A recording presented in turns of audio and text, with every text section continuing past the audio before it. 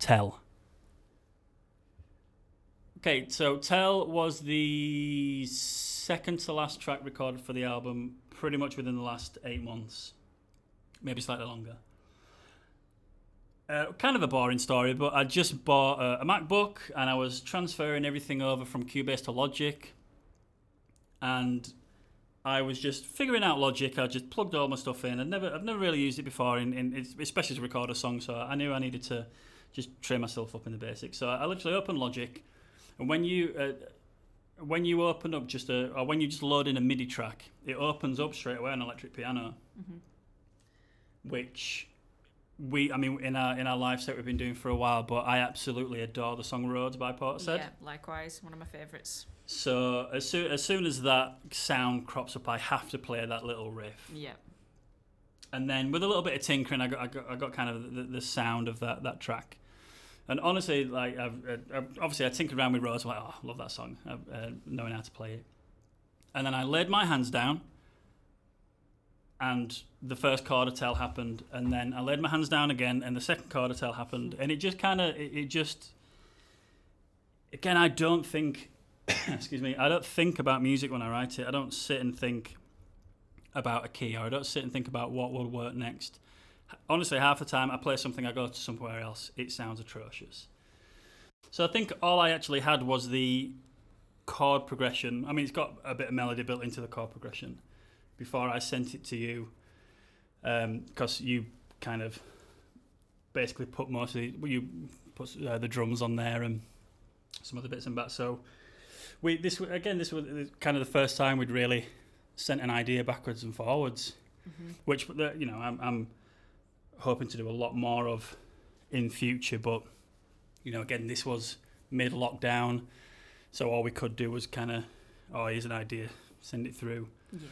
And I guess I sent it to you in its barest form just because I was like, is this something? Yeah. Because it doesn't, although it's got that electronic vibe again, it's got that kind of Infinite Embers electronic, little kind of slower track. I was really unsure at the time. And yes, so again, there was no grand idea for this song. It's like, I like this sound. I like that. I like Portishead. I want, there is a little chord progression, which I think, was just the 2 sections. So the first intro bit, and then again, like all my songs, all our songs, or all my compositions, should I say, it's just all 2 sections. And then I sent it to you. And before you talk about music, tell me what you did. If you can remember. This was a really weird one because I do quite a lot of writing in the car, I suppose, and I suppose that's why I'm probably writing slowed down a little bit with lockdown, just because I've not been doing as much driving. But I often will just sort of write to myself in the car, and I got this little melody in my head for this song. No chords or anything like that, and I was just singing it out loud, and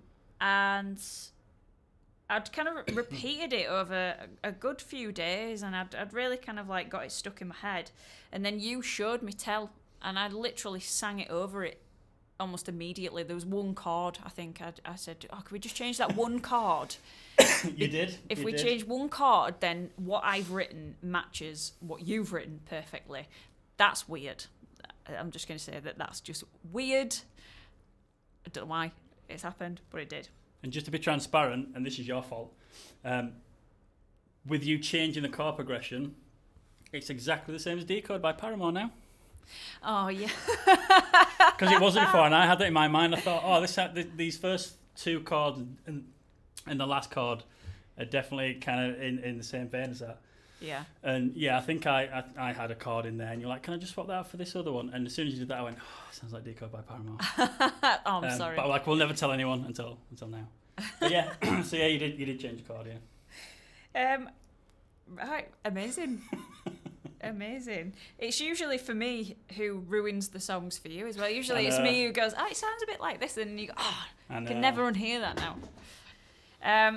I was listening to a lot of Billie Eilish at the time. One of my favourite songs of hers is When the Party's Over. I absolutely adore that song. And I'd listened to that hell of a lot. Not that I was trying to write anything in that style. I think it just naturally embedded itself in there. And then likewise, when Rich sent me the track, I was like, I'm going to have a go of just putting a really basic drum beat to this. And it is simplistic. It's really, really minimal. But a lot of the bands that I like and listen to, unless it is sort of male music or something like that, the drum beats are often quite simplistic. And I suppose in a lot of the Billie Eilish stuff, the drum beats are quite simple too. So I added it in there and I sent it back and I just went, I've just put a drum beat in just for, shits and gigs, really. But you ended up keeping it, and that surprised me because I was pretty sure you were just going to bin it off and go, I can create something way better. It's exactly what the song needed. I mean, to be honest with you, even if I'd have wrote a drum track, it probably would have been that anyway. Yeah. So it wasn't as if it didn't need anything. I think if anything, all I did was I just doubled it up to make it sound a little bit boomier, but that's it. Yeah. Lyrically, I don't think it really needs much explanation because I think this one is not necessarily shrouded in metaphor. It's quite open and honest and very, very, very raw and very bleak. If you do take a look at the lyrics, then you'll get that. I don't think I need to go into the specifics of it. You'll get it if you listen to it, and you'll hopefully get it if you have a little read through the lyrics. Yeah, and like I said, shortest track on the album. I think it just feels very much us. Mm-hmm. It's vulnerable. It's kind of feel a little bit at home, but you feel completely lost at the same time, and it don't quite know what it wants to say. It says everything, and it basically you take away what it is you want. But yeah, again, another one where everything just kind of worked and fit together pretty seamlessly. We didn't kind of laboriously kind of pour over that one. No. It was like, here's the riff, okay, here's the vocals, okay, here's a bit of, I've put this little instrument on there, do you like it? Yeah, fine, cool, right, done. Yeah. That was literally it. And again, from a structure point of view, section 1, section 2, section 1, section 2, section 1 on its own again, just with the Rhodes sound. And yeah, sorry, Paramore. Probably owe you some royalties on that one. Although you can't copyright a chord progression, so we'll dedicate it to you, and then don't sue us.